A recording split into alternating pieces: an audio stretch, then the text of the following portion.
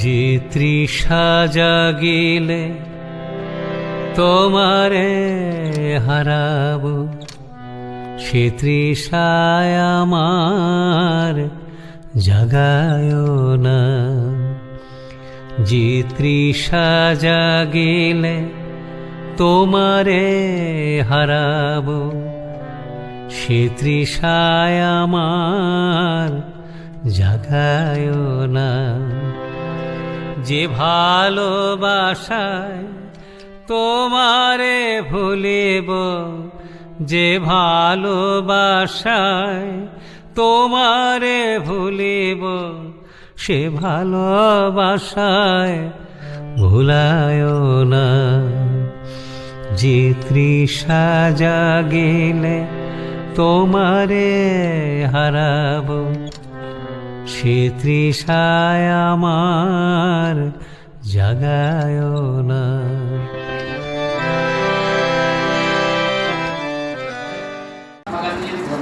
পোশাক না পরে আসেন তাহলে তিনি দেখা করবেন না। মহাত্মা গান্ধী দেখা করলেন না। খুব সম্ভবত ক্রিস্টোফার ইসেরু তার একটা লেখায় কথাটা লিখেছিলেন যে পোপ যে মহাত্মা গান্ধীকে দেখলেন না, তিনি মহাত্মা গান্ধী কোনো কিছু লিখে করলেন না। মহাত্মা গান্ধীর কোনো ক্ষতি হয়নি, কিন্তু ক্ষতি যেটা পোপের হলো সেটা হলো এই খ্রিস্টান ধর্ম সম্পর্কে এরা প্রচার করে থাকে চ্যাস্টিটি আর পভার্টি, পবিত্রতা এবং দারিদ্রতা। মহাত্মা গান্ধীকে দেখা হলো না পোপের, পোপের দেখা হলো না এমন মানুষকে তিনি সারা জীবন ধরে এই পবিত্রতা আর এই দারিদ্রতা এই দুটো অভ্যাস করেছেন। সেই মানুষকে দেখা প্রতিটা পোপের, মহাত্মা গান্ধী নয়। প্রতিটা আমাদেরই যখন আমরা ভগবানের কথা শুনবার সুযোগ পাই, অথচ সেটাকে সহজে হেলায় ছেড়ে ফেলি, সেটা হচ্ছে কথা। আমরা শুরু করি। ইকৃত্য প্রলয় কলিতম বাহবোধম মহান্তম হিত্বা রাত্রিম প্রকৃতি সহজাম অন্ধতামিস্ত্রমিশ্রম গীতম শান্তম মধুরমপি যঃ সিংহনাদম জগর্জ সোয়ম জাত প্রথিত পুরুষো রামকৃষ্ণস্ত্বিদানীম। জয় জয় রামকৃষ্ণ বাঞ্ছকল্পতরু, জয় জয় ভগবান জগতের গুরু, জয় জয় গুরুমাতা জগত জননী, রামকৃষ্ণ ভক্তিদাত্রী চৈতন্য দায়িনী। জয় জয় রামকৃষ্ণ ইষ্ট গোষ্ঠীগণ, সবার চরণ রেণুপাকে অধম। শ্রী ভগবানের কৃপায় আবার আমরা সমবেত হয়েছি শ্রী শ্রী রামকৃষ্ণ পুঁথি পাঠ এবং আলোচনার উদ্দেশ্য নিয়ে। আজকে আমরা একটি নতুন অধ্যায়ে প্রবেশ করব। অধ্যায়ের নাম হচ্ছে পুরী প্রবেশ এবং রানী ও মথুরের সঙ্গে পরিচয়। এই অধ্যায়টা এই কারণে খুব ইম্পর্টেন্ট। এই অধ্যায়ে শ্রীরামকৃষ্ণের দক্ষিণেশ্বরের সঙ্গে যে সম্পর্ক, চির সম্বন্ধ তৈরি হতে চলেছে, সেটার প্রেক্ষাপট। আগেরটায় খানিকটা ভূমিকার মতো, দক্ষিণেশ্বরের মন্দির প্রতিষ্ঠা, সেখানে শ্রীরামকৃষ্ণ এসেছেন, তার রিয়াকশন মন্দিরে যখন ভবতারিণীকে প্রতিষ্ঠা করা হয়নি, সবে সাজানো হচ্ছে, তারপরে সেদিনকার যেদিন উদ্বোধন হলো সেদিনকার, তারপরে ওই মাহিষ্যের ভোগ খাওয়া, এই সমস্ত নিয়ে অবতারের যে ভূমিকা, এগুলো নিয়ে আগের দিন আমরা পড়েছিলাম। কিন্তু যেটা অদ্ভুত ব্যাপার, দেখুন, ঠাকুর মন্দির প্রতিষ্ঠার পরের দিন সকালবেলা তিনি ফিরে এসেছিলেন জামালপুরে। তারপরে 7 দিন থাকার পরে আবার তিনি দক্ষিণেশ্বরে গেলেন। সেখানে 2-4 দিন থেকেই তিনি ওখানে থাকবেন স্থির করে নিলেন এবং মানে জিনিসপত্র গুটিয়ে নিয়ে চলে গেলেন। এই যে আমাদের বলা হয় নির্মোহ, আমাদের জীবনের ভিতরে যদি ভগবত প্রাপ্তির দিকে আমরা এগোতে জানি, নির্মোহ একটা গুণ। নির্মোহ মানে মায়াহীনতা। মায়াহীন মানে নির্মম হওয়া নয়। কোনো কিছু আপনাকে বাঁধবে না, কোনো কিছুকে আপনি বন্ধনে পড়বেন না। এটা একটা গুণ। এটা যদি না থাকে তাহলে কিন্তু কোনোভাবে অধ্যাত্ম জীবনে আমরা এগোতে পারবো না। যতক্ষণ না পর্যন্ত নির্মোহ হতে পারবো না, ততক্ষণ পর্যন্ত আমরা এগোতে পারবো না। এটা কিন্তু আমাদের জানা দরকার যে সেই মায়াহীনতা কি অদ্ভুত। দেখুন, একবারে চলে গেলেন, যে যেতে বলা হলো চলে গেলেন। দক্ষিণেশ্বর থেকে চলে যাওয়ার একটা অদ্ভুত সুন্দর গল্প আছে। ত্রৈলোক্যনাথ বিতাড়িত করলেন আমাদের হৃদয়রামকে। ঠাকুর কাঁধে গামছা নিয়ে বসেছিলেন, শুনলেন যে ত্রৈলোক্যনাথ বলেছেন যে ঠাকুর মানে তিনিও চলে গেলে পারে। ঠাকুর কোনো কথা না বলে যেরকম কাঁধে গামছা নিয়ে হরহর করে চলে যাওয়ার কথা হাঁটতে শুরু করলেন। ত্রৈলোক্যনাথ শুনলেন যে শ্রীরামকৃষ্ণদেবও চলে যাচ্ছে। তখন তার পেছন পেছন তিনি ছুটে গিয়ে বললেন, কই আপনাকে তো যেতে বলিনি। বলছেন, ও আমাকে যেতে বলেনি, আবার ফিরে আসছে। এই যে কোনো কিছুর সাথে অ্যাটাচ নয়। আমাদের যদি এক জায়গা থেকে আরেক জায়গায় যেতে বলা হয়, আগে থেকেই ভাবতে হয় যে জিনিসপত্র কিসে বাঁধবো, কতদিন লাগবে বাঁধতে, কোন ট্রাভেল এজেন্টকে দিয়ে পাঠাবো, হ্যাঁ প্যাকার্স এন্ড মুভার্সকে খোঁজ করি, হ্যানা ম্যানা তেনা, কত কি আমাদের ভাবনা আছে। এই যে পাত্রে ঢালার কথা, সঙ্গে সঙ্গে সেই পাত্র বধ হয়ে যাওয়া, এটা যখন জীবনের উদ্দেশ্যটা উপরের দিকে থাকে, তখন এই যে আমরা যে ছোটখাটো জিনিসপত্র এক্স ওয়াই জেড এই নিয়ে ভাবি, এগুলো নিয়ে কখনো আমাদের চিন্তা হয়। খুব ভালো করে ভেবে দেখুন, অনেক জামা কাপড় কিনেছেন, অনেক কিছু করেছেন, আজকে রাত্রিরে মৃত্যু এসে উপস্থিত হবে। সেগুলো পড়ার সুযোগ কেন, ভোগ করবার সুযোগও নেই। অথচ আমরা কখনো ভাবি না, জিনিসের পর জিনিস জমাই, জিনিসের পর জিনিস জমাই, জিনিসের পর জিনিস জমাই। কোনো কাপড়কে একবারে বেশি দুবার করতে গেলে খুব আমাদের কষ্ট হতে থাকে, আর হয়ে যাবে, নষ্ট হয়ে যাবে। যেন জীবনটা যেন অনন্তকালের একটা জীবন, অনন্তকালের একটা জিনিস নিয়ে এসেছে। এই অবতারের এই মুভমেন্ট, এগুলো দেখবার মতো। এই যে আমার বারবার এই ছবিগুলো মনে পড়ে। একটা ছেলে এলো দক্ষিণেশ্বর থেকে, ফিরে এলো এখানে, আবার পরের দিন সকালে সে যাত্রা করলো, এই 7 দিন বাদে আবার যাত্রা করলো, এবং জায়গাটাকে এমন ভালোবেসে ফেললো যে আগের জায়গার কথা কখনো তার মনের ভেতরে সামান্যতম স্মৃতিও কাজ করছে। এটা একটা খুব আনন্দের জিনিস। ঠাকুর এইভাবে দক্ষিণেশ্বরে চলে গেলেন। এখানে আরেকটা ইম্পর্টেন্ট জিনিস হচ্ছে, মথুর এই যে টাইটেলে আছে, রানী ও মথুরের সঙ্গে পরিচয়। শ্রীরামকৃষ্ণদেব দক্ষিণেশ্বরকে আগামী দিনে নব্য বঙ্গভূমির শক্তিপীঠ হিসেবে স্থাপন করতে চলেছেন, এবং এই স্থাপন কার্যে তার দুজন মানুষের মানে ধনাঢ্য মানুষের দরকার। থাকার জায়গা দরকার হবে, যেমন আমরা মনসাদিক থেকে এখানে আসি, আমরা থাকার জায়গা খুঁজি, কোথায় দুদিন কোথায় একদিন থাক, না থেকে তো কাজ করতে পারবো না। যেন অবতার পুরুষকে খুঁজতে হচ্ছে, তার খোঁজার জন্য মানদার লোক দরকার, মানে তার বাড়ি ঘর না থাকে, তিনি থাকবেন কি করে, সাধন ভজন করবেন কি করে। আপনারা দেখেছেন এই লাইফ ইন্স্যুরেন্স, যাদের প্রায় আপনাদের সকলেরই প্রায় লাইফ ইন্স্যুরেন্স করা আছে, জিন্দেগি কে সাথ জিন্দেগি কে বাদ। তো দেখবেন বিজ্ঞাপনটা কিরকম, এরকম একটা হাত আছে, একটা জ্বলন্ত প্রদীপ আছে, আর তলায় একটা ক্যাচ লাইন লাগানো আছে, লেখা আছে সংস্কৃতে, অহর্নিশম সেবামহি, নিশিদিন তোমার সেবায় রত আছে। শ্রীরামকৃষ্ণ হলেন এই জ্বলন্ত প্রদীপটি, তার এই সাধনার প্রদীপ, যেটি আগামী দিনের মানুষের কাছে উঠে গেছে। এই দুর্গাপুজোর সময় দেখবেন মণ্ডপের কোণে একটি ছোট্ট প্রদীপ রাখা থাকে, সেটির নাম হচ্ছে জাগ প্রদীপ।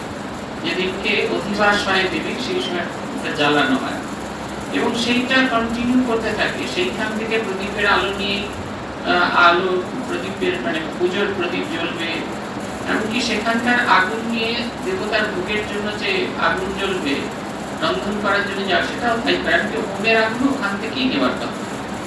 সব হয়ে গেলে ওইটা হচ্ছে আছে, ঠিক ওই রকমই আগুনটা প্রজ্বলিত। রোজ সকালবেলা আমরা পুজো করতে এসে হাঁড়ির ঢাকনা খুলে দেখতাম যে আগুনটা জ্বলছে কিনা, সেটা যেন জল জল করে জ্বলে।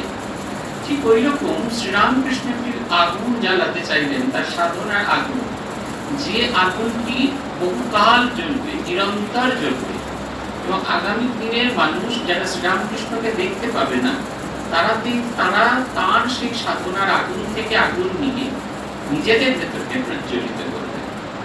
ভাবুন, জাগ প্রদীপটা যে জলে দাউ দাউ করে জ্বলে, তার থেকে যে দীপ কাঠি নেওয়া হয়, তার সেই যে আগুনটা যেটা খুব সামান্য চিমচিম করে জ্বলে, কিন্তু সেই একই আগুনের সত্তাকে আমরা নিচ্ছি। শ্রীরামকৃষ্ণের সেই যে গভীর দাউ দাউ করে তার তীব্র ত্যাগ, বৈরাগ্য, অতি সবটুকু আমরা নিতে পারবো না, কিন্তু যেটুকু নেব সেটা শ্রীরামকৃষ্ণের কাছে প্রাপ্ত ত্যাগ, সেইটাই আমাদের বৈরাগ্য। ওই আগুনকে যদি দেখুন, ছোট্ট আগুনকে নিয়ে এসে আমরা একটা টুকরো হোমকুণ্ডের আগুন জ্বালাই, দাউ দাউ করে জ্বলছে, তখন জাগ প্রদীপের আগুনকেও ছাপিয়ে যাচ্ছে। ঠিক ওই রকম ওই ত্যাগ বৈরাগ্যের আগুনে প্রথম দিকে চিনচিন করে যেটা জ্বলে, সেটা যদি আমরা আমাদের সাধন চেষ্টায় জ্বালাতে পারি, রক্ষা করতে পারি, তাহলে আমাদের ভেতরেও ত্যাগ বৈরাগ্যের আগুন দাউ দাউ করে জ্বলবে। দুজনকে দরকার ছিল যারা এই আগুনটিকে ধরে রাখবে। একজন হলেন রানী রাসমণি, দুটো হাতের ভেতরে একটি রানী রাসমণি, ও অপরটি হলেন আমাদের মথুরানাথ বিশ্বাস। আর তলায় যে কথাটা লেখা আছে, যেমন লাইফ ইন্স্যুরেন্সে লেখা থাকে, আহার নিঃসব সেবাময়ী, নিশিদিন তোমার সেবায় রত আছি, ওই ভাবটা ওদের ভেতরে ঢুকিয়ে দিয়েছিলেন। তিনি এমন ভাবে ভাবটা ঢুকিয়ে দিয়েছিলেন, তারা সদা সর্বদা শ্রীরামকৃষ্ণের সেবায় নিজেদেরকে নিযুক্ত করেছিল। এই হচ্ছে পরিচয়। আমরা আজকে শুরু করছি। পুথিকার লিখছেন, জয় জয় রামকৃষ্ণ বাঞ্ছা কল্প তরু, জয় জয় ভগবান জগতের গুরু, জয় জয় রামকৃষ্ণ ইষ্ট গোষ্ঠীগণ, সবার চরণ রেণু মাগে অর্পণ। সুকৌশলী জাদুকর প্রভু নারায়ণ, কেমনে করেন ভক্ত মন আকর্ষণ। অলক্ষ্যেতে লীলার পত্তন সমুদয়, ক্রমে ক্রমে শুনো মন পদি পরিচয়। প্রভুর বিচিত্র খেলা কখনে না যায়, এবে 1262 সাল গণনায়। শ্রী প্রভুর বয় মাত্র 19 বৎসর, একদিন শুভক্ষণে পুরীর উত্তর। মহাভক্ত শ্রীমতুর নিহারিয়া তারে, পরিচয় জিজ্ঞাসিল শ্রীরাম কুমারে। কে নবীন ব্রহ্মচারী বয়স সুকুমার, উত্তরে বলিলা দেহ অনুজ আমার। মথুর বলিল মূর্তি প্রীতি দর্শন, পরিমধ্যে রাখিবারে বড় লয় মন। পুনশ্চ কহিলা তাই শ্রীরাম কুমার, এখানে থাকিতে নাহি করিবে শিকার। আর না বলিল কিছু মথুর সেদিন, কিন্তু মনে জাগে মুগ্ধর মুরতি নবীন। পুথিকা লিখছেন, সুকৌশলী জাদুকর প্রভু নারায়ণ কেমনে করেন ভক্ত মন আকর্ষণ। ঠাকুরকে জাদুকর, জাদুকর মানে যিনি অসত্যকে সত্য বলে প্রমাণ করে দেন। এই জাদুকরও অসত্যকে সত্য বলে প্রমাণ করেছেন। অসত্যটা কি? এই জগৎটা হচ্ছে অসত্য, ব্রহ্ম সত্য আর জগৎটা মিথ্যা। অথচ আমাদের কাছে ঠিক উল্টো, আমাদের কাছে ব্রহ্মটা অসত্য, একটা হ্যালোসিনেশন। আর এই জগৎটা যেখানে আছি, খেদা মোচা, এরা সবাই হলো আমার খুব সত্যি কথা। খেদা মোচা ছাড়া আমার জগৎ চলবে না। খেদা মোচা যে বড় হলে ফিরেও তাকাবে না, ছুঁড়ে যে ওল্ডে ঝুমে ফেলে দেবে, সে কথা যেন আমরা বিশ্বাস করেও যেন বিশ্বাস করি না। অথচ এইটাকে আমাদের কত সত্য বলে মনে হয়। তিনি এই অসত্যটাকে আমাদের কাছে সত্য করে দেখালেন। এই জগৎটা মিথ্যা আর হচ্ছে সত্য। কি ঈশ্বরকে জানার নাম জ্ঞান, ঈশ্বরকে না জানার নাম অজ্ঞান। এক অদ্ভুত জাদুকর যিনি এইটিকে করে দেখালেন। তাই বলছেন কিভাবে করলেন, তার কায়দাটা কি ছিল? কেমনে করেন ভক্ত মন আকর্ষণ। তিনি কেমন করে করেন? এই ভক্তদের মন আকর্ষণ কিরকম করেন, মানে তার পদ্ধতিটা কি, কোন পদ্ধতিতে তিনি কাজটা করেন? তিনি মানুষের মনকে আকর্ষণ করেন। আপনি যদি কারোর সঙ্গে খুব ভালো দোস্তি করতে পারেন, তাহলে দেখবেন তার মনটা যদি আপনি জিতে নিতে পারেন, তখন আপনি যা বলবেন সেটাই সত্যি। সেই কারণে আগে মানুষকে জেতা দরকার। আমরা মানুষকে জেতানোর চেষ্টা করি না, আমরা নিজেদেরকে বড় করে দেখানোর চেষ্টা করি। এই কারণে আমরা সব কাজেতে ফেইলিয়র হই। তিনি মানুষটিকে তার মনের ভেতরে ঢুকে যাওয়ার চেষ্টা করতেন। তাই বলছেন কিভাবে মন আকর্ষণ করে। অলক্ষ্যেতে লীলার পত্তন সমুদায়, ক্রমে ক্রমে শুনো মন প্রতি পরিচয়। বলছেন এক অদ্ভুত লীলা তিনি খেলবেন, ধীরে ধীরে খেলছেন। এমন ভাবে তিনি খেলেন কখনো কেউ বুঝতে পারবে না যে তিনি আমাদের নিয়ে খেলছেন। আপনাদের মনে আছে কিনা জানি না, আমরা পড়েছি পাঠশালার গল্প। মাস্টারমশাই বললেন তুমি নাকি খুব ভালো যাত্রা করো। এই সুযোগটার অপেক্ষা করছিলেন বদলাতে। হ্যাঁ করি, বই কি। মাস্টারমশাই একদিন যাত্রা করতে বললেন। তিনি যাত্রা করে দেখাচ্ছেন, নাচছেন, গাইছেন, অভিনয় করছেন। হরবোলা করছেন, গান গাইছেন, বাদ্যযন্ত্র মুখে বাজাচ্ছেন, এমনকি কমিকও করছেন। মাস্টারমশাই এবং ছাত্ররা রিক্সে কুটোকুটি খাচ্ছে। হই হই শুনে পাড়ার যত লোক, ওই পাঠশালা চতুর্দিকে যাদের বাড়ি ছিল, তারাও কৌতূহলী হয়ে এসে হাঁ করে দেখছে। একদিন গেল, দুদিন গেল, ঠিক সময় যাত্রা হচ্ছে। তৃতীয় দিনের দিন গদাই দেরি করে এসেছে। সবাই এসে গেছে, সবাই এসে গেছে। এসে তাদের নিজেদের মধ্যে অন্যান্য কথাবার্তা বন্ধ হয়ে গিয়ে তারা শুধু গদাইয়ের আলোচনা করছে। অমুক দিন, প্রথম দিন গদাই ওই যাত্রা বেলায় ওই গানটা যে গাইল না, যখন অভিনয় করছিল, যখন নাচছিল, গদাই কি সুন্দর দেখাচ্ছিল। দেখুন এই যে শব্দগুলো বেরোচ্ছে, কোত্থেকে বেরোচ্ছে? আমার কল্পনার ভিতর থেকে বেরোচ্ছে। ওই ছবিটাকে আমি সোমবার দিন তিনি নেচে গেছেন, আমি বুধবার আলোচনা করছি, এখন সেটা বলি আমরা, তখন তো আমাদের মনের ভেতর সেই ছবিটা প্রকাশিত হয়, মানে আমরা জিনিসটাকে ধ্যান করছি। গদাই যদি বলতেন আমি পূর্ণ ব্রহ্ম নারায়ণ, আমাকে চিন্তা করো, গাছপালা কেউ ফিরেও তাকাবে না, কিন্তু তিনি আমাদের এমন পরিস্থিতির মধ্যে ফেলে দিলেন, আমরা তাকে না চিন্তা করে আমাদের যাচ্ছে না। এটা এক ধরনের প্রকারান্তরে তিনি আমাদের ধ্যান করতে বাধ্য করছেন। এই বলছেন যে অদ্ভুত ভাবে, অলৌকিক কারণ দেখা যাবে না, তিনি কখনো প্রকাশ করেননি নিজেকে, কিন্তু এমন ভাবে ঘটনাগুলোকে ঘুরিয়ে দিয়েছেন, আমাদের বাধ্য করেছেন তাকে চিন্তা করতে, এবং তাকে চিন্তা করলে আমাদের মনের ভেতরে পরিবর্তন হতে বাধ্য, আমরা বদল হতে বাধ্য, আমরা অন্যরকম কিছু হতে বাধ্য। এটা তিনি জোর করলেন না, এমনি এমনি ঘটিয়ে দিলেন। বলছেন প্রভুর বিচিত্র খেলা কখনো না যায়। বিচিত্র কেন শব্দ? মানে এটা ঠিক গ্রামার মেনে না, যেমন আমরা গ্রামার মেনে কথা বলতে শিখি না, ঠিক সেই রকম অদ্ভুত স্বাভাবিক বিচিত্র খেলা। প্রভুর বিচিত্র খেলা কখনো না যায়। এবে 1262 সাল গণনায় শ্রীপ্রভুর বয়মাত্র 19 বৎসর। একদিন শুভক্ষণে পুরীর হত। মহাভক্ত শ্রীমৎপুর নেহারিয়া তারে পরিচয় জিজ্ঞাসিল শ্রীরামকৃষ্ণ। অ্যানাকোন্ডা তার শিকার বাড়ছে, প্রথম সহজ শিকারটাকে সে বাঁচছে, সেটি হচ্ছে মুদ্রানা, যে সহজে তার হাতের মুঠোর মধ্যে পড়বে। অ্যানাকোন্ডা খুব সুন্দর করে, যখন শিকারটিকে রাখে তারপরে চতুর্দিক থেকে তাকে বেষ্টন করতে থাকে, বেষ্টন করতে করতে করতে একসময় হট করে ফাঁস দিয়ে দেয়, দিয়ে প্রথম ভেঙে দেয়, সব জয়েন্ট গুলোকে ভেঙে দেয়, এই হাতের এই জয়েন্ট গুলোকে ভাঙে, পায়ের জয়েন্ট গুলোকে ভাঙে, কোমরের জয়েন্ট গুলোকে ভেঙে দেয়, যাতে একটুও না নড়াচড়া করতে পারে। এই আমাদের শ্রীরামকৃষ্ণ সেই অ্যানাকোন্ডার মতো তিনি প্রথম মথুরানাথকে ধরেছেন। কি দিয়ে ধরলেন, কি আকর্ষণ করলেন? তার সে দিব্য রূপ। বলছেন জিজ্ঞাসেন এই নবীন ব্রহ্মচারী কে, বয়স সুকুমার কে? তার দাদাকে জিজ্ঞাসা করছেন। দাদা বলছেন ও আমার ছোট ভাই। তখন মথুর বলিল মূর্তি প্রীতি দর্শন পুরী মধ্যে রাখিবারে বড় লয় মন। তাকে দেখেই এত ভালো লেগেছে, মনে হচ্ছে একে ছাড়া চলবে না, ইনি থাকবেন, পুরীতে থাকলে ভালো। তখন দাদা বলছেন যে না, সে তো হবে না। পুনশ্চ কহিলা তাই শ্রীরাম কুমার এখানে থাকিতে নাহি পরিবেশিকা, সে এখানে থাকতে রাজি হবে না। তার দাদা বলছেন হয়তো টেম্পোরারি এসেছেন, দাদাও তো জানেন না ভাইয়ের লীলা কি, কারণ একই সহদর, কিন্তু তার সব এই ইন্টেনগুলো সব ঠিকঠাক আছে, সেটা কেউ জানে না। বলছে ওরা থাকতে রাজি হবে না। এই আর না বলিল কিছু মথুর সেদিন, কিন্তু মনে জাগে মুগ্ধ মুরতি নবীন।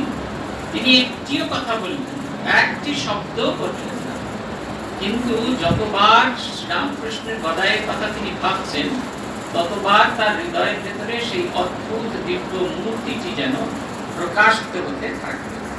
অদ্ভুত, তিনি শ্রীরামকৃষ্ণের কথা ভাবছেন যে আদৌ থাকবে কি না থাকবে, কিন্তু এমন দিব্য রূপ, সেটা দেখার পর থেকে সেই ছবিটি তার চোখের সামনে, তার মনের ভেতরে ভেসে উঠছে। আকৃষ্ট মথুর মন টানে থেকে থেকে মহা আকর্ষণী প্রভু চরণ চুম্বকে। এমন সময় জুটে আসে এসেই খালি বিধির ঘটনা কিবা হৃদয় ভাগিনে। অতি প্রিয় আত্মীয় স্বজন শ্রীপ্রভুর ধরাধামে ভাগ্যবান হৃদয় ঠাকুর।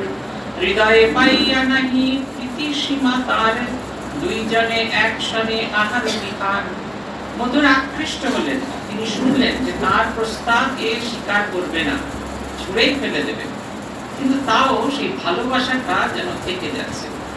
যেমন কালো ঘোড়া ফর্সা খেদির মানে কিছুতেই সেই এর মধ্যে পায় না, কিছুতেই সে তার নাগালের ভিতরে পায় না, তবু তার কথা সে নিরন্তর চিন্তা করে যায়।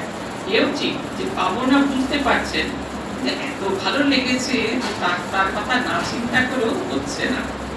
বলছে এমন সময় একটা কাণ্ড ঘটল হৃদয় রামকে। হৃদয় রাম সেই সময় আর ওইখানে তার শিবার গ্রামে তার যজন যজন করে তার পেট চলছিল না। সে প্রথম বর্ধমান রাজসভায় বর্ধমানে আসে, সেখানে কাজকর্মের খোঁজে। বর্ধমানে থাকতে থাকতে সে শুনলে তার মামারা দক্ষিণেশ্বরে বেশ জাঁকিয়ে বসেছে। শুধু তাই নয়, তার মামা ওই গোঘাট, আরামবাগ, শিবহর ওইসব অঞ্চল থেকে যত ব্রাহ্মণ যারা কলকাতায় যজন যাজন করছিল সকলকে দক্ষিণেশ্বরে নিয়ে গেছেন। সেখানে আদায় বিদায় বেশ ভালো, ভীষণ বৈষয়িক লোক। আপনাদের মনে আছে কিনা জানি না, ঠাকুরের বর্ণনা আছে একদিন তিনি দেখলেন একটা বাছুর সে ওই ঘুরে বেড়াচ্ছে, তাকে ঘাস টাস খাওয়ানো হচ্ছে। হৃদয় কি করছি বলছে, না একে হাঁটিয়ে হাঁটিয়ে শিবারে নিয়ে যাবে, তারপরে সে বড় হবে, তারপরে সে জমিতে লাঙল কাটবে। ঠাকুরের মনে হলো, হৃদয়ের গান শুনে মনে হলো কেউ যেন তার মাথায় কেউ একটা লোহার বাড়ি না। ঠাকুর ভুল করে বসে করছেন, কি মানুষের চিন্তা। হৃদয়রাম এমনই, টাকা পয়সা বিষয়ে খুব সতর্ক, খুব বিষয় লোক ছিলেন, কিন্তু তার সবচেয়ে বড় গুণ যেটা ছিল, তিনি প্রাণের চেয়ে বেশি শ্রীরামকৃষ্ণকে ভালোবাসতেন। আজকে যে আমরা শ্রীরামকৃষ্ণকে নিয়ে লীলা বিলাস করছি, এই লীলা বিলাসের জন্য সমস্ত ক্রেডিট যায় হৃদয়রামের কাছে। তিনি বকুন ঝকুন যাই করুন, এই শ্রীরামকৃষ্ণকে আমাদের জন্য ধরে রাখতে পেরেছিলেন, এটা তার কৃতিত্ব। তার জীবনে যত কালোই থাকুক, এই একটি আলোতে তার সমস্ত কালো ধুয়ে মুছে সাফ হয়ে যায়। তিনি ভাবলেন যে দক্ষিণেশ্বরে গেলে ভাগনা, তো মামা কি আর ভাগনাকে ফেলে দেবেন? তিনি গেলেন, চাকরি বাকরি কিছু তখনও পাননি। তিনি ওখানে গিয়ে ঠাকুর এবং রামকুমারের সঙ্গে তার দেখা হলো, তাতে খুব আনন্দ। আর ঠাকুরেরও বড় আনন্দ, কয়েক বছরের ছোট বড়, ছোট থেকে তারা একসঙ্গে থেকেছে। এখানেও তিনি সঙ্গীহীন ছিলেন, গদাধর সঙ্গীহীন। হৃদয়কে পেয়ে তার খুব আনন্দ, দুজনে একসঙ্গে ঘুরে ফেরেন, খাওয়া দাওয়া করেন।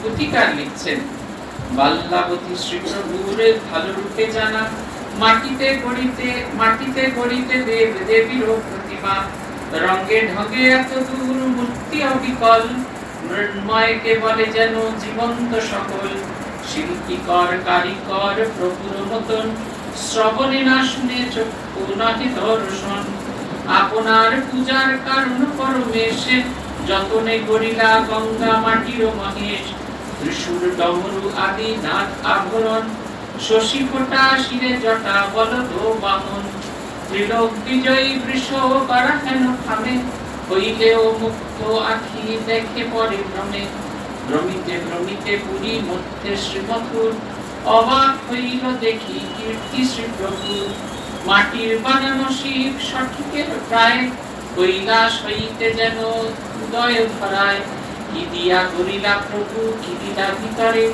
কি হেরিয়া দর্শকের মন প্রাণ হরে, কি দেখিল দর্শক বলিব কেমনে, আখি মুদে দেখে মন হৃদয় দর্পণে, ভক্ত মন হর প্রভু কৌশলী অপার, নর বুদ্ধি দিয়া তার কার্য বুঝাভার, লইয়া মৃন্ময় মূর্তি মথুর আপনি, দ্রুত উত্তরিল যথা রানী রাসমণি, পুলকে পূর্ণিত হৃদয়ে বিস্ময়ের ভার, কহে কারিকর যেন সমকক্ষ তার, ভুবন মাঝারে কোথা আছে বিদ্যমান, কে তিনি গঠন যার মূরতি সুঠাম, ভাগ্য বলে কারিকর পুরীর ভিতর, শ্যামার পূজারী যিনি তার সহচর, নবীন বয়স বেশ ব্রহ্মচারী প্রায়, দর্শনে মন প্রাণ মুগ্ধ হয়ে যায়। তিনি বলছেন, যখন এরকম অবস্থা, মথুরের একটা জন্মেছে শ্রীরামকৃষ্ণের প্রতি, তার রূপ দর্শন করে। এমনই একটি সময় ঠাকুর খুব ভালো মূর্তি করতেন, এত ভালো মূর্তি করতেন তাকে জীবন্তের মতো প্রতীত হতো। একবারে দেখে মূর্তিটি এত সুন্দর হতো। বলছে তিনি একটি শিব ঠাকুর তৈরি করলেন, ষাঁড়ের উপর তিনি বসে আছেন, বৃষের উপর তিনি আসীন আছেন, বলছেন একবারে সব নিখুঁত। তার সেই জটাতে অর্ধচন্দ্র আছে, গঙ্গা আছে, বৃষ আছে, ত্রিশূল ত্রিশূল যা যা আছে সব আছে, প্রত্যেকটি জিনিস। বলছেন যে দৃশ্যটি এত জীবন্ত হয়ে গেছিল, মনে হচ্ছিল এক্ষুনি বোধহয় চোখ খুলে ফেলবে। পুথিকার ভারী সুন্দর একটি কথা লিখেছেন, সেটা হচ্ছে কি দিয়া গড়িলা প্রভু কি দিয়া, তার আগেতে মাটির বানানো শিব সঠিকের প্রায় কৈলাস হইতে যেন উদয় ধরায়, কি দিয়া গড়িলা প্রভু কি দিলা ভিতরে, কি দেখিল কি হেরিয়া দর্শকের মন প্রাণ হরে। বলছেন মূর্তিটি এত সুন্দর, মনে হচ্ছে যেন কৈলাস ছেড়ে স্বয়ং শিব তিনি যেন ধরায় উদয় হয়েছেন, এবং ধরায় উদয় হয়ে তিনি যেন জগৎ কল্যাণে রত আছেন, এরকম একটা অবস্থা তার। বলছেন কি দিয়ে জিনিস তৈরি হলো, এত জীবন্ত এত প্রাণবন্ত হলো, সে দেওয়াটা হচ্ছে তার সমস্ত মন। ঠাকুর যে কাজটা করতেন শ্রীরামকৃষ্ণের কাছে শেখার জিনিস, এই কথাটা আমি বারবার বলি, আপনারা বিরক্ত হতে পারেন হয়তো, কিন্তু এটা শিক্ষণীয় আমাদের কাছে, যে ঠাকুর যখন যে কাজটা করতেন সেই কাজটা করার সময় তার সমস্ত মন প্রাণ তিনি এক করে করতেন। যখন তিনি জপ ধ্যান করতেন, যখন তিনি প্রার্থনা করতেন, তখন জগতের কোন খোঁজ তাকে স্পর্শ করত না। আবার যখন তিনি ফাজলামি করতেন, মজা করতেন, তার মতো স্বাভাবিক লোক আর জগতের ত্রুটি দেখা যেত। এই দুটো ছবি খুব পরিষ্কার। আমাদের যারা আমরা তার ফলোয়ার, আমাদের ঠিক উল্টোটা। সকালবেলা যখন জপ ধ্যান করি তখন ভাবি কতক্ষণে রুটি তরকারি করবো আর বাজার থেকে শাক আলু পটল কিনবো, আর যখন শাক আলু পটল কিনে রুটি তরকারি করি তখন ভাবি যে আহা জবটা আজকে ভালো করে করা হবে। সবসময় একটা পারপ্লেক্স কন্ডিশন, যে কারণে যে কাজটাই আমরা করি সেটা খুঁতযুক্ত হয়, নিখুঁত হয় না। নিখুঁত করার জন্য একটাই জিনিস, সাধন ভজনই করুন, রান্না বান্নাই করুন, বাচ্চা দেখাশোনাই করুন, ঘর পরিষ্কার করুন, আর অফিসে বসে জিএসটির ক্যালকুলেশন করুন। যেটা প্রয়োজন হচ্ছে সমস্ত মন প্রাণ উজাড় করে করা, যেটা করলে এখন সবটা নিখুঁত হবে। আমরা ঠিক নিখুঁত হতে চাই না, আমরা কোনো রকম একটু আসলে কোনো কাজটাকেই ভালোবাসি না, আর কোনো কাজটাকে ভালোবাসি না বলে ওই মন্দবাসার কারণে আমাদের কোনো কাজটাই খুব নিখুঁত হয় না। শ্রীরামকৃষ্ণ যে কাজটাই করতেন মনে হতো সেটাই তখন তার কাজ। স্বামীজি বলছেন না কাজ কিভাবে করতে হয়, বলছেন যখন যে কাজটা করবে মনে করবে সেই সময়ের জন্য সেটাই তোমার ভগবত উপাসনা, সেই সময়ের জন্য সেটাই তোমার ঈশ্বরের আরাধনা। এটি যদি আমরা ভাবতে পারি, দেখবেন যে একজন যোগী যোগ তপস্যা করে যে অনুভূতি হচ্ছে, একজনের রান্না করে ঠিক সেই অনুভূতি। ঠাকুর অদ্ভুত একটি দৃশ্য তৈরি করেছেন, একটি শিব ঠাকুর করেছেন, এত প্রাণবন্ত এত জীবন্ত সেই মূর্তি, সে দেখে মথুরানাথ একবারে মুগ্ধ হয়ে গেছেন। মূর্তিটি হাতে নিয়ে তিনি একবারে দ্রুত চলে এসেছেন রানী রাসমণির কাছে। রানী রাসমণির কাছে এসে বলছেন, পুলকে পুতমিত হৃদয়ে বিস্ময়ের ব্যাপার, কহে কারিকর যেন সমকক্ষতা। তিনি এমন ভাবে বলছেন যেন তিনি তারই ইকুইভ্যালেন্ট, সে তিনি যেমন যোগ্য পুরুষ, তিনি যেমন রানীর যে জমিদারি সামলাচ্ছেন যে দক্ষতা নিয়ে, এই কারিগর যেন সেই রকমই, এরকম কিছু বিশেষ একজন, এমন ভাবে তিনি তার সম্পর্কে বলছেন ভুবন মাঝারে কোথা আছে বিদ্যমান, এ তিনি গঠন যার মূরতি সুঠাম। এই যে অদ্ভুত মূর্তিটি তৈরি করেছেন, সারা পৃথিবী ঘুরেও এমন কারিগর খুঁজে পাওয়া যাবে না।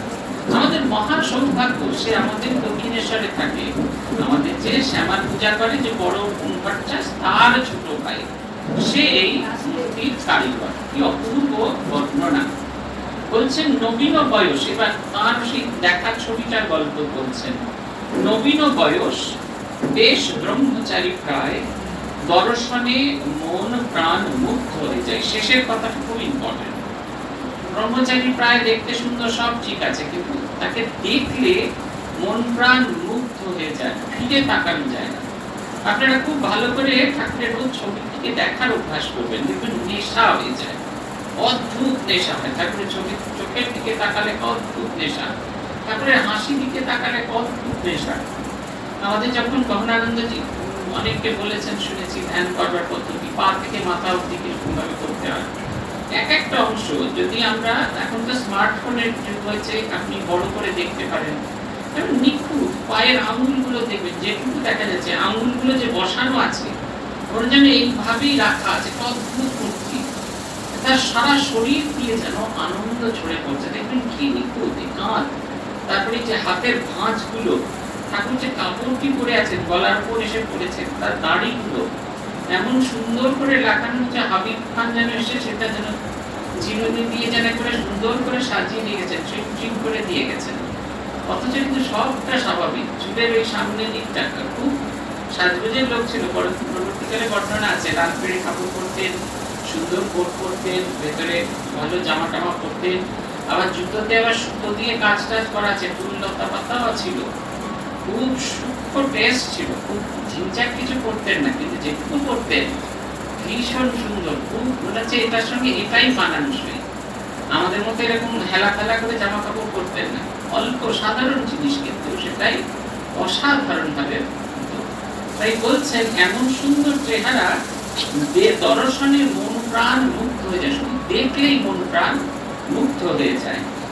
টীকার লিখছেন মনে লয়, এবার নিজের ইচ্ছাটা তিনি বলছেন, মনে লয় তাই যদি কালীর সেবনে কুলি মধ্যে রাখা যায় অতি অল্প দিনে, জাগরিত করিতে পারেন শ্যামা মাই, এমত প্রতীতি হয় তাহারে দেখিয়ে, প্রভুর নির্মিত শিব বৃষ দর্শনে উঠে মধুরের ভক্তি প্রভুর চরণে, তাড়াতাড়ি বাহিরে আসিয়া শ্রীমধুর দেখিলা অদূরে সহ হৃদয় ঠাকুর, রমিছেন প্রভুদেব আপনার মনে, পরস্পর নানা কথা প্রশস্ত উঠানে, লোক দিয়া প্রভু স্থানে পাঠায় বারতা, বাসনা তাহার সঙ্গে কহিবেন কথা,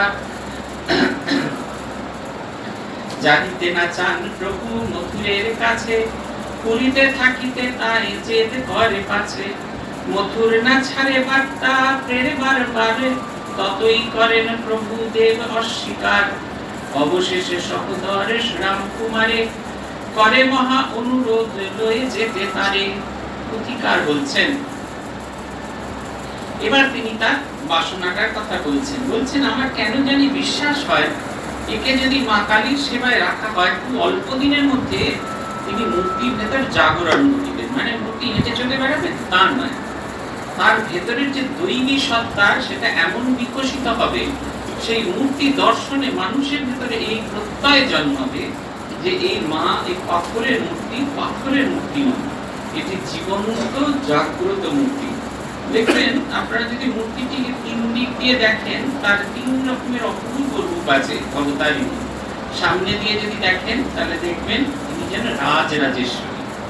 দুপাশে কোনো একটা পাশ দিয়ে যদি দেখেন তাহলে মনে হবে সেই 7 বছরের ছোট্ট মেয়ে, যাকে কাঁধে করে নিয়ে পালিয়ে যাওয়া যায়।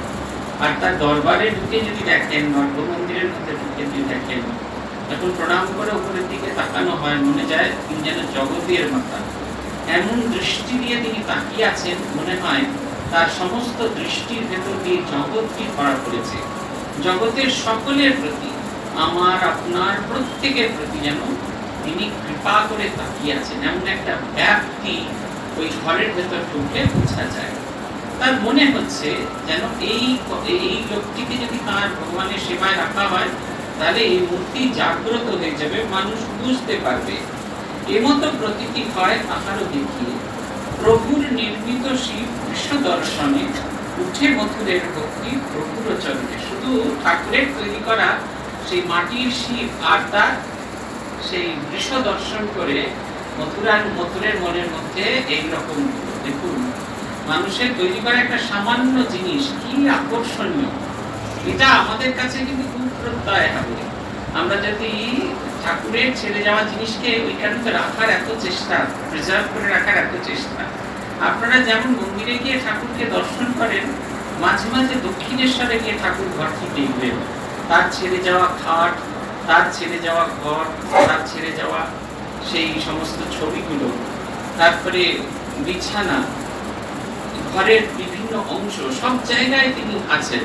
সেই বারান্দা যেখানে তিনি একসময় হেঁটেছিলেন, কুটি বাড়ি, তারপরে বকুলতলার ঘাট, চাঁদনি, এই সব জায়গায় যদি বারবার ঘুরে বেড়ানোর চেষ্টা করেন, তারপরে যেখানে তিনি সাধনা করতেন পঞ্চবটী, বেলতলা, এই সমস্ত জায়গাগুলো যদি বারবার ঘোরার চেষ্টা করেন, বারবার দেখার চেষ্টা করবেন, তাহলে আপনি দেখবেন তার যে শরীরের সেই যে গন্ধ, সেই গন্ধ আপনি অনুভব করতে পারবেন। গন্ধ মানে গায়ের গন্ধ নয়, তার আধ্যাত্মিকতার গন্ধ।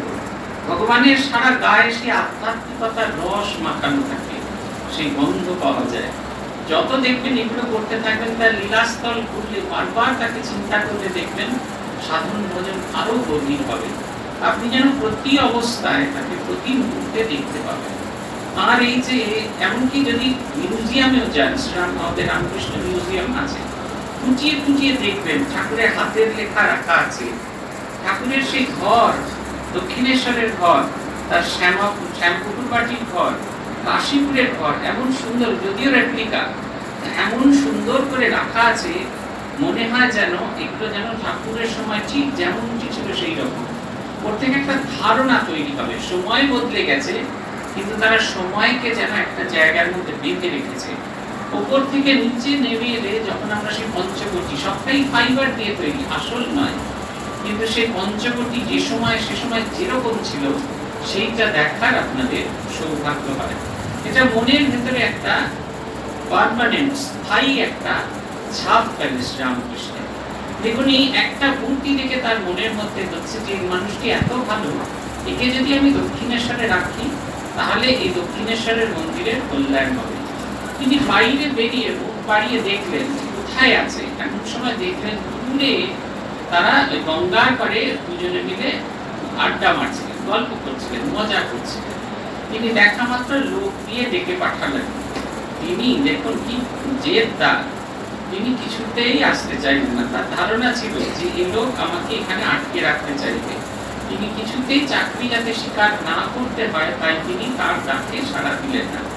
বড়লোক ডাকলে তো মানুষের তাড়াতাড়ি করে চলে যায়। আর যদি ধরুন আপনাকে কালকে সকালে হয়তো বাড়িতে একটা ইমেল এলো যে নতুন যিনি প্রধানমন্ত্রী হতে যাবে নরেন্দ্র মোদী, তিনি আপনার সঙ্গে শপথের দিন আধা ঘন্টা কথা বলতে চান, আপনি কি নিজেকে এলিভেটেড মনে করবেন না? আর তিনি যদি ট্রেনের টিকিটও পাঠান, আপনি সেটিকে ক্যান্সেল করে প্লেনে করে উড়ে যাবেন, যত তাড়াতাড়ি তার কাছে যেতে পারেন। কিন্তু এনার অবস্থা দেখুন, এনাকে ডাকছেন, তিনি কিছুতেই যাচ্ছেন না। বারবার বারবার বারবার লোক দিয়ে ডেকে পাঠাচ্ছেন, তিনি আসছেন না।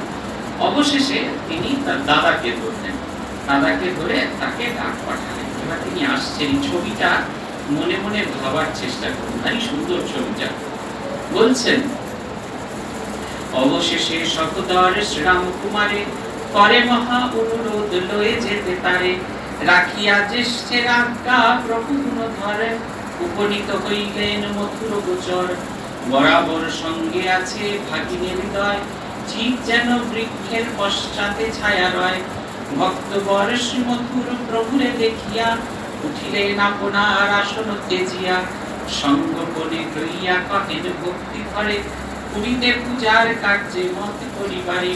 শ্রীপ্রভু বলেন, তুমি ইহা বলো কিবা, এবার জঞ্জাল করা ঠাকুরের সেবা। বলকে লইবে হেফাজত নিরবধি, ঠাকুরের মূল্যবান সেবার দ্রব্যাদি। তবে যদি ঋদু সঙ্গে থাকোয় আমার, যতই না হোক কষ্ট করিব স্বীকার। যে আজ্ঞা বলিয়া হৃদে আনন্দ প্রচুর, হৃদয়ে রাখিতে মত করিল মথুর। বলছেন, তিনি ধীরে ধীরে গেলেন, মথুরানাথের সঙ্গে দেখা করলেন। দাদা বলেছেন, দাদার কথা রাখতে তিনি গেলেন। এবার ছবিটার কথা ভাবুন, তিনি আসছেন, ঘরের ভেতর ঢুকছেন, আর ঠাকুর তাকে দেখা মাত্র, এই মথুর শ্রীরামকৃষ্ণকে দেখা মাত্র তার চেয়ার ছেড়ে উঠে দাঁড়িয়েছে। ইনি এমপ্লয়ার, উনি বহু এমপ্লয়ি। যে আমাদের কি হয়, এমপ্লয়াররা একেবারে গ্যাট হয়ে বসে থাকে, আমাদেরই হাত জোর করে খুব বিনম্রভাবে তাকে বলতে হয়। কিন্তু তার ভিতরে এমন একটা গুণ ছিল, তাকে দেখা মাত্র তিনি সোজা হয়ে উঠে দাঁড়িয়েছেন। বলছেন, একজনের দর্শন হয়েছিল, সত্য মিথ্যা জানি না, তিনি শুনেছিলেন যে দেবী তাকে আজ্ঞা দিচ্ছেন, আজ্ঞা করছেন যে আমার পূজা করো। আমরা সাধুরা তাকে জিজ্ঞাসা করেছিলাম যে কেমন গলার আওয়াজ, আপনি তো শুনেছিলেন, আওয়াজটা কেমন? তিনি আমাদের এরকম বর্ণনা করেছিলেন যে এমন একটা গলার আওয়াজ, মেয়েদের যেরকম মিষ্টি গলা হয় সেই রকম, কিন্তু তার ভিতরে এমন একটা শক্তি আছে যে শব্দগুলো শোনা মাত্র আপনি যদি ঘুমিয়েও থাকেন, আপনি সোজা জেগে উঠবেন। উনি বলেছিলেন যে আমি রাত্রে বিছানায় শুয়েছিলাম, যে সময় আমি শুনলাম, শোনা মাত্র আমি খাট থেকে সোজা হয়ে বসে পড়েছি, এবং যতক্ষণ শুনছিলাম আমি সোজা হয়ে বসে পড়েছিলাম।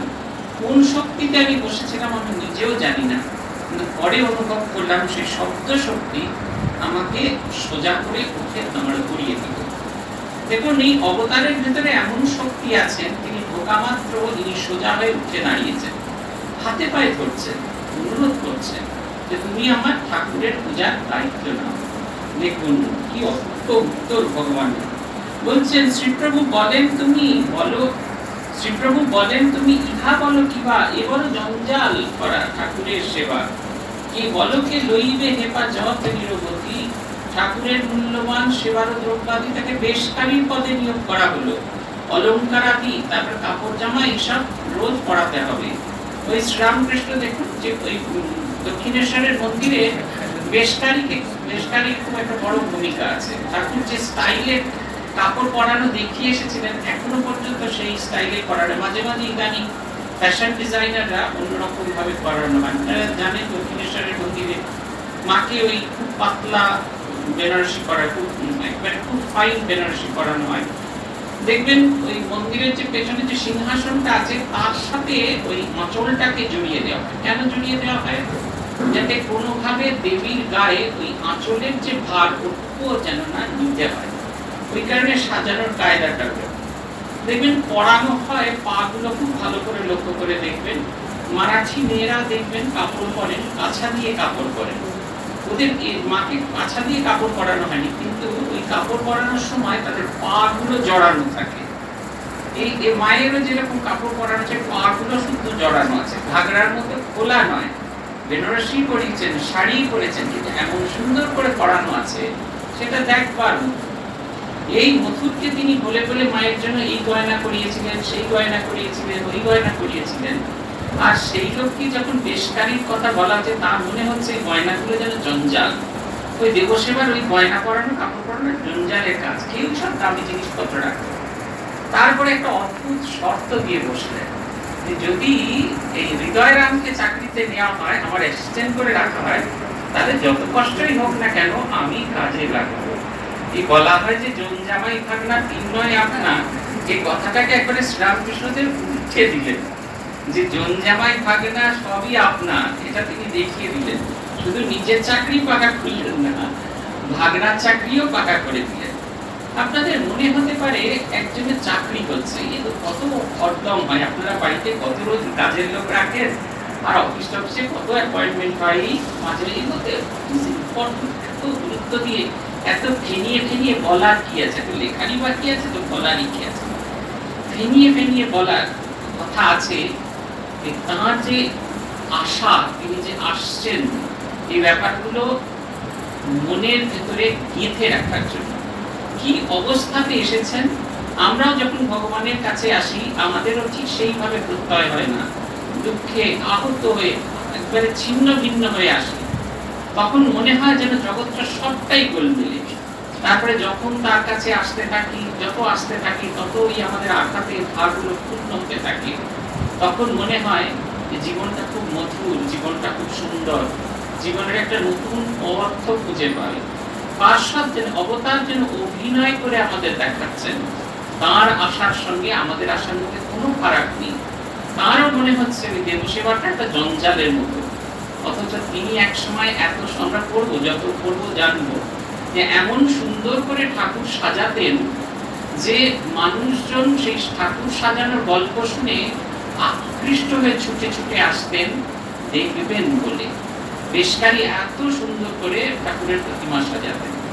পুথিকার লিখছেন, স্থিতিমত স্থিরতর হইবার পর কি হইল ইতমধ্যে শুনহ খবর, সৃষ্টি ছাড়া হীন দৃষ্টি ধরে যেই জন, সে কহিবে এ সকল সামান্য কথন, বাহ্য চক্ষে যে দেখিবে সে দেখিবে বাঁকা, আখি খুলে দেখা নয় আখি মুদে দেখা, সামান্য তরঙ্গ খেলা উপরে উপরে, ধন রত্ন মণিখনি জলের ভিতরে, তুষ যেন তুচ্ছ বস্তু নাহি তার দর, ভিতরে যা ধরে তাই জীবন শিকর, সেই মতো সেই রূপ সামান্য ধরিয়া নারায়ণ, করেছেন লীলা বৃক্ষ বীজের রোপণ। অবতার বলছেন কি সামান্য একটা কাজ, একজনকে হাতে পায়ে ধরছে তুমি থাকো, তিনি তো থাকলেন, সঙ্গে করে আবার ভাগনারও চাকরিটা পাকা করে দিলেন।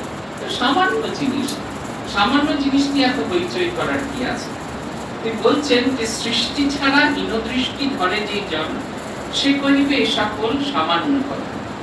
যে গভীর দেখতে পারে না, যার নিজের জীবনের ভেতরে গভীরতা নেই, ভাবনা চিন্তার ভেতরে গভীরতা নেই, তার কাছে ভাষা জ্ঞান দিয়ে সে বুঝবে এটা সামান্য ব্যাপারে এত বৈচয় করার কিছু আছে। কিন্তু যারা নিজের জীবনের ভেতরে সে গভীরতা সৃষ্টি করতে পেরেছে, তারা দেখতে পাবে উপরে উপরে যদিও তরঙ্গের মালা রয়েছে, কিন্তু এক অদ্ভুত গভীর সমুদ্র এটি। এর যত গভীরে যাওয়া যাবে তত এর ধন রত্ন মণিমাণিক্য দেখা যাবে। বলছেন তুষ যেন তুচ্ছ বস্তু নাহি তার দর, ভিতরে যা ঘরে তাই জীবনে শিখর। তুষ যেরকম সামান্য বস্তু বলে আমরা মনে করি, আগুন লাগিয়ে দিন ঠিক ঠিক ঠিক ঠিক করে জ্বলবে, কিন্তু একটা সময় দেখবেন সবকিছু পুড়ে খাঁক করে একদম সাফ করে দিয়ে গেছে। ঠিক সেই রকম আজকের এই সামান্য ঘটনা একটি নতুন ভাবান্দোলনের জন্ম দিল। বলছেন সেই রূপ সামান্য ধরিয়া নারায়ণ করেছেন লীলা বৃক্ষের বীজের রোপণ। তিনি আজকে সামান্য রূপ ধারণ করে, সামান্য কাজ করে ভবিষ্যৎ শ্রীরামকৃষ্ণ লীলার বীজটি আজকে রোপণ করে দিলেন। এই বীজ তার সাধনার জোরে এক নতুন এক গতি পাবে, যা দিয়ে আগামী 1500 বছরের মানুষ তার জীবন ঘনচার রসদ খুঁজে পাবে। আমরা শেষ করব, এই দুজনের গল্প ছিল। একজন হচ্ছে মথুরানাথ এবং রানীর সঙ্গে তার দেখা। এই রানীর সঙ্গে যখন তার প্রথম দিন দেখা হলো, রানী কিভাবে রিঅ্যাক্ট করছেন সেই গল্প। একদিন পুরী মধ্যে এখানে সেখানে ভ্রমিছেন প্রভু নারী দেখে, প্রভু রানী দেখে সুবক্ষণী, চমকি উঠিল প্রাণ দেখিয়া মূরতি, দিব্য ভাবাপন্ন কায়ে দিব্য মুখজ্যোতি, ব্রাহ্মণ কুমার সুশ্রী ঈষদাকি বাঁকা, সুন্দর লাবণ্য কান্তি অঙ্গময় লেখা, সুবিশাল বক্ষস্থল ললাট প্রশস্ত, সুশোভন নাসা বাহু আজান লম্বিত, অতি মনোহর ঠাম শোভার আগা, দেখিয়া হইল হৃদয়ে ভক্তির সঞ্চার, কেবল ভক্তিতে নহে স্নেহ মিশামিশি, বারে বারে যত হেরে তত হয় খুশি, ভক্তির আশ্চর্য খেলা শুনব বারতা, কেমনে ভক্ত প্রাণে প্রাণে কথা, জীবের হৃদয়ে যাহা উপজে ভক্তি, সে ভক্তি নহে তার প্রভুর সম্পত্তি, ভক্তির আস্পদ প্রভু বিনা কেহ নয়, ভক্তি দিয়া ভগবান দেন পরিচয়, চুপে চুপে টানাটানি প্রাণের ভিতরে, চুম্বক লোহায় যেন পরস্পর করে। রানী একদিন তিনি মন্দিরের চত্বরে ঘুরে বেড়াচ্ছেন, এমন সময় দূর থেকে তিনি শ্রীরামকৃষ্ণকে দর্শন করলেন। বলছেন চমকে উঠেছেন, কারণ এই জিনিস তিনি এর আগে কখনো দেখেননি। এই যদি সিরিয়ালে দেখানো তো কতবার যে রানী ঝকমক ঝকমক করে আওয়াজ হতো তার ঠিক নেই, কিন্তু চমকে উঠেছেন রানী দেখে। এই জিনিস তিনি এর আগে কখনো দেখেননি। কি দেখলেন তিনি? বলছেন দিব্য ভাবাপন্নকার। আমি মার্ক করেছিলাম কতগুলো জিনিস দেখেছেন, দেখলাম 8টা জিনিস তিনি দেখেছেন। প্রথমটা বলছেন দিব্য ভাবাপন্নকায়, দুই হচ্ছে দিব্য মুখজ্যোতি। তার চেহারা সম্পূর্ণ সারা গা দিয়ে যেন একটা দিব্য ভাব প্রকাশিত হচ্ছে। দেখবেন কাউকে কাউকে দেখে আমাদের দেখতে খুব ভালো লাগে, মনে আরো দেখি আরো দেখি আরো দেখি আরো দেখি। আমার মনে আছে এই বছর 7-8 আগেকার কথা, তখন আত্মস্থানী সুস্থ ছিলেন। ঠাকুরের জন্মতিথির দিন পূজনীয় মহারাজ ঠাকুরকে অর্ঘ্য দিতে গেছেন। অর্ঘ্য দিয়ে তিনি বেরিয়ে আসছেন, আর আমরা স্টেজে কিছু একটা কাজ করছিলাম, কীর্তনিয়া গান গাইবে তার জন্য মন্দির থেকে মালা নিয়ে আসতে দিচ্ছে। দেখছি মহারাজ বেরিয়ে আসছেন পেছন, ঠাকুরের প্রসাদে একটা লম্বা ঝুল ফুলের মালা পরিয়ে দেওয়া হচ্ছে। মহারাজ নেমে এসছেন, মহারাজের নামতে একটু কষ্ট হচ্ছে বলে চতুর্দোলা একটা করা ছিল, সেইটার মধ্যে মহারাজকে বসানো হবে। আমাদের হাতে একটা লাঠি থাকতো, ওই তার মুখে একটা ওই ভাঙর টাঙরের কিছু একটা ছিল, সেইটা হাতে নিয়ে একজন একটা হাত তাপস সমাজের পিছে দিয়েছেন আর একটা হাত নিয়ে শুধু এরকম করে হাতটা তুলে, আপনারা ওই ছবি অবশ্যই দেখেছেন নিশ্চয়ই, হাতটা তুলে আশীর্বাদ করছেন। কিন্তু যেটা সবচেয়ে আকর্ষণীয় মনে হচ্ছে তার সমস্ত শরীর থেকে যেন অদ্ভুত দিব্য জ্যোতি প্রকাশিত হচ্ছে। ওরকম হাসি আমি হাসতে বড় একটা দেখিনি, কি এক অদ্ভুত হাসি, মনে হচ্ছে চেহারা দেখলে যেন মন প্রাণ একেবারে শান্ত হয়ে যায়। এটা হচ্ছে প্রেসিডেন্ট হচ্ছেন আমাদের মিনিয়েচার ফর্ম। এবার ভাবুন ঠাকুরের দিকে, ঠাকুরকে দেখে রানীর কি হয়েছিল এটা আপনারা কল্পনা করতে আপনাদের সুবিধা হবে। দিব্য ভাবাপন্নতায় তার সারা শরীর দিয়ে যেন দিব্য ভাব প্রকাশিত হচ্ছে, দিব্য মুখজ্যোতি ভেতরের আনন্দ সেটা যেন মুখের ভেতর দিয়ে প্রকাশ হচ্ছে, আলোকিত করে দিয়েছে।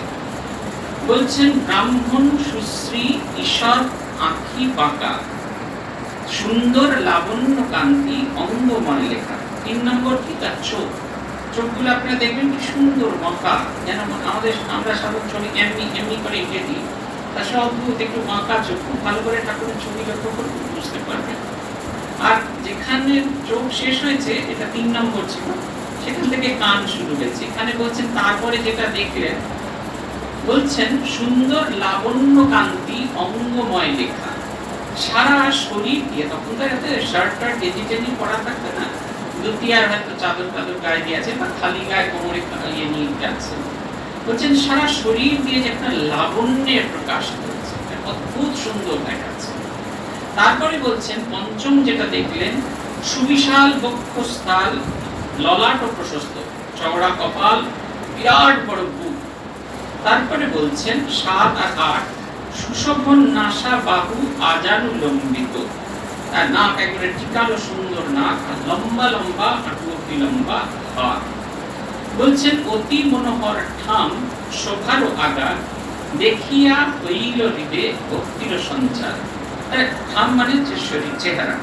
বলছেন তার সে এত মনোহর চেহারা, মনোহরণকারের চেহারা, দেখা মাত্র আমার মনকে যে হরণ করে নিচ্ছে। সেটা দেখা মাত্র কি হলো, শুধুমাত্র দেখে আনন্দ হচ্ছে না, তার প্রতি একটা ভালোবাসা তৈরি হচ্ছে, শ্রদ্ধা তৈরি হচ্ছে, ভক্তি তৈরি হচ্ছে। বলছেন রানীর শুধু ভক্তি হয়নি, আর কি হয়েছিল বলেছেন, কেবল ভক্তি নহে স্নেহ মিশামিশি, বারে বারে যত হেরে তত হয় খুশি। রানীর বয়স আর গদাধরের বয়স, রানী তার প্রায় সন্তান তুল্য, সেখানে তিনি যেন তার মায়ের দৃষ্টি দিয়ে, মাতৃ দৃষ্টি দিয়ে তিনি যেন শ্রীরামকৃষ্ণকে দর্শন করছেন। তিনি ভক্তের দৃষ্টি দিয়ে দেখছেন না, তার সেই ভালোবাসার সঙ্গে তার মায়ের যে মাতৃস্নেহ তার মিশেল হয়ে গেছে, তাই দেখে তার ভীষণ আনন্দ হচ্ছে। বলছেন বারে বারে যত হারে তত হয় খুশি, বারবার দেখেও যেন মনে হচ্ছে আর যেন দেখে শেষ হচ্ছে না। আমি একটা উদাহরণ দিই, আপনারা শুনেছেন, খারাপও লাগে, পেটুক মানুষ, ওই উদাহরণটা আমার বড্ড ভালো লাগে। এই উত্তর কলকাতার লোকেদের যে খাস্তার কচুরি খায়, 2 দিন 3 দিনের বাসি খাস্তার কচুরি খান, তারপরে খাওয়ার পরে যখন 1 গ্লাস জল খান, তখন এক অদ্ভুত তৃষ্ণা তৈরি হয়। 1 গ্লাস জল খেলেন শেষ হলো না, 2 গ্লাস জল খেলেন শেষ হলো না, আরো জল খাই। ওই যে তৃষ্ণাটা, ওইটা যখন আমাদের ঈশ্বরের প্রতি হয়, বারবার দেখেও যেন মনে হয় এখনো অনেক কিছু অদেখা আছে। ঠিক মথুরা এই রানী রাসমণি বনের মধ্যে সেই রকম ভাব তৈরি হলো। বলছেন ভক্তির আশ্চর্য খেলা শুনক পারতা, জীবের হৃদয়ে যা কেমনে ভক্তের সঙ্গে প্রাণে প্রাণে কথা, জীবের হৃদয়ে যাহা উপজে ভক্তি, সে ভক্তি নহে তার প্রভুর সম্পত্তি।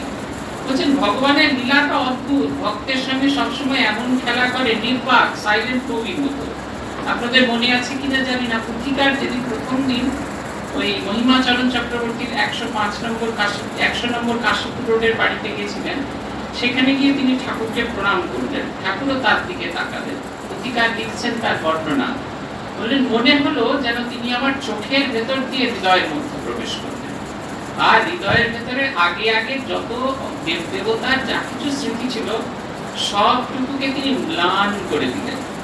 বলছেন তিনি আমার মনটা অনেক মানুষের মধ্যে ডাকাতি করে নিলেন। চুরি আর ডাকাতির মধ্যে ফারাক আছে।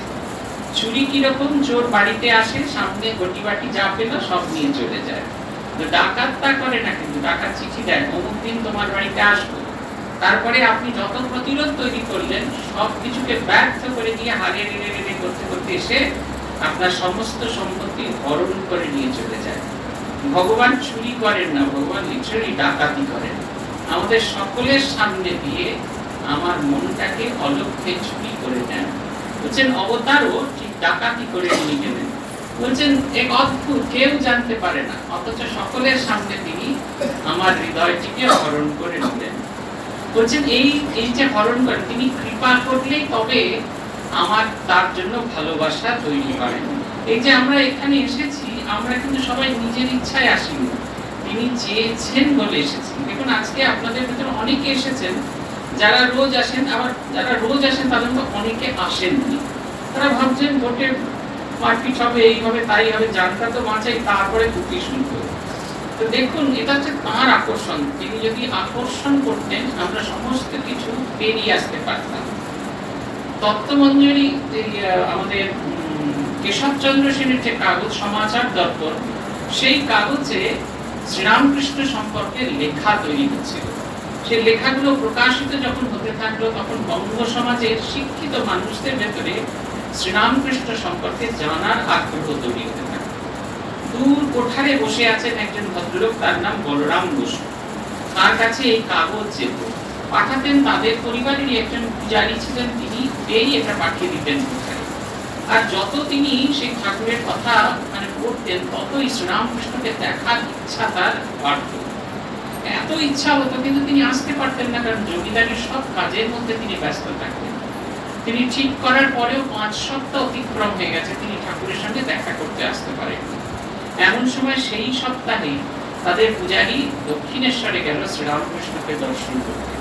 শ্রীরামকৃষ্ণকে দর্শন করে তাকে দেখে তার কথা শুনে তার এত ভালো লাগলো, ফিরে এসে তিনি বলরাম বসুকে একটি চিঠি লিখলেন শ্রীরামকৃষ্ণ দর্শনের পর। সেই চিঠি পাওয়া মাত্র আর যেন বলরাম বাবুকে আটকে রাখতে পারলেন না। তিনি সেই কোঠার থেকে তার সমস্ত কাজকর্ম ফেলে তিনি ছুটতে ছুটতে কলকাতা এসে দক্ষিণেশ্বরে পৌঁছলেন। শ্রীরামকৃষ্ণ তাকে আকর্ষণ করলেন।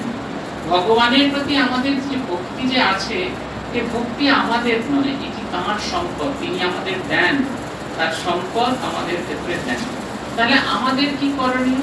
তিনি তো দিয়েছেন, ওই যে সম্পদটি পেয়েছি সেই সম্পদটিকে রক্ষা করতে হবে, নিভৃতে তাকে আরো বেশি উজ্জ্বল করতে হবে।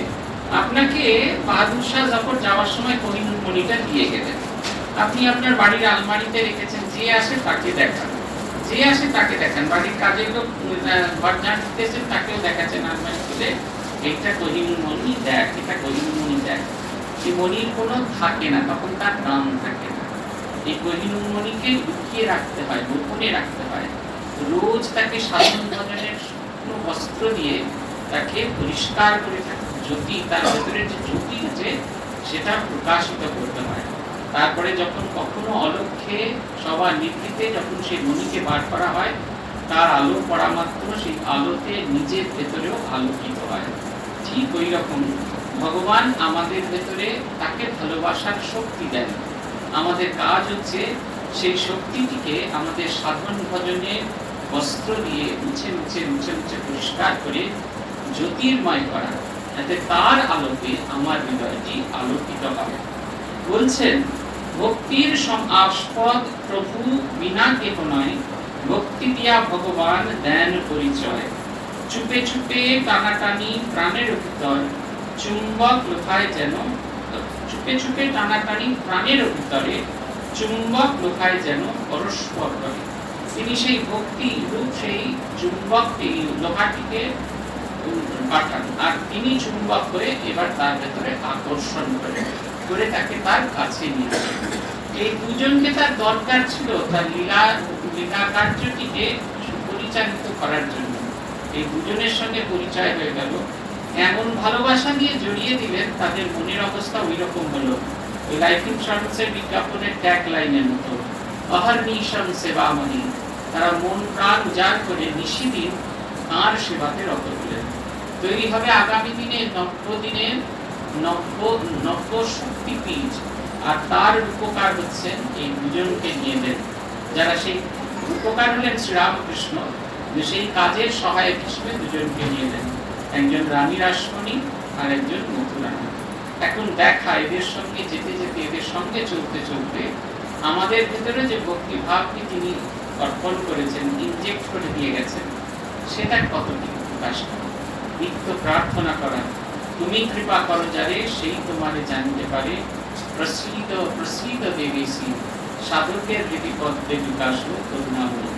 তার কাছে প্রার্থনা যে তুমি কৃপা করে আমার হৃদয়ে প্রকাশিত হও, আর প্রকাশিত হয়ে তোমার সেই আলোতে আমায় আলোকিত করো। সার্জেন সাহেব সেই এটা নিয়ে, লণ্ঠনটা নিয়ে সবার মুখ দেখতে দেখতে যান, কিন্তু যে প্রার্থনা করে সার্জেন সাহেব, আলোটা তোমার মুখের উপর ধরো, তোমায় একটু দেখি, সেই একমাত্র সার্জেন সাহেবের মুখ দেখতে পান। ভগবান আমাদের ভিতরে ভালোবাসাটা দেন, আমরা যদি সেই ভালোবাসাটাকে বসে নিজে চকচকে করতে পারি, সেই দর্পণে আমরা একটা সময় ভগবানের সেই দিব্যরূপ অবশ্যই দর্শন করতে পারবো। তার কাছে যেন প্রার্থনা করতে পারি যে তুমি আমায় দর্পণ দিয়েছো, সেই আলোটা দিয়েছো, এই দর্পণের ভেতরে তুমি প্রকাশিত হও। এই প্রার্থনা জানিয়ে ভগবান আমাদের সেই দর্পণে, চিত্ত দর্পণে প্রকাশিত হন, এই প্রার্থনা জানিয়ে আজকের আলোচনা আমরা এখানেই শেষ করছি। শ্রী ভগবানের কৃপা হলে আবার আগামী মাসে আপনাদের সঙ্গে দেখা হবে। তারিখটা খুব সম্ভবত